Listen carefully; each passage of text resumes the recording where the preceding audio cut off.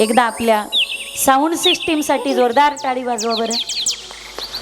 एवढे फॅन लावलेले आहेत, एवढे कूलर लावलेले आहेत, पण इतका सुंदर आणि गोड आवाज देतात ते. याला सुगरण पण लागतं बरं का, आवाज पण द्यायला.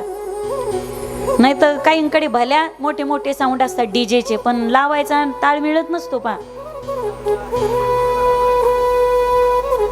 एवढे तालुक्याचं ठिकाण असताना लोड घेणं सोपं नाही. एवढे कूलर लावलेले आहेत, एवढे फॅन लावलेले आहेत, पण तरी सुद्धा टाचणी पडली तरी प्रत्येकाचा आवाज स्पष्ट काढतात ते. आणि विशेष म्हणजे तिथं बसून राहतात. मोबाईल मध्ये बिझी राहत नाहीत, बटणं फिरवत.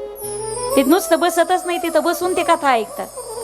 आणि विशेष म्हणजे कोणाला काय लागतंय प्रत्येकाकडे त्यांचं लक्ष राहतं. मी कोणत्या वेळी काय मागितलं आणि त्यांचं बरोबर माझ्याकडे लक्ष असतं. आणि दुसरी गोष्ट, काही मागितलं तर तिकडून तुमलेवणी पाहत नाही. तर नेहमी त्या माणसाच्या चेहऱ्यावरती स्मिता हास्य. आणि इतका प्रामाणिकपणा असावं लागतो बरं का, इतका प्रामाणिकपणा असावं लागतो. आमच्या पांडेजीसाठी जोरदार टाळी वाजवा. छान. असे ठिकठिकाणी जर असे ऑपरेटिंग वाले आम्हाला भेटले ना, महाराज लोक 2-2, 4-4 वर्ष चांगली जगत येईन बरं का. अजून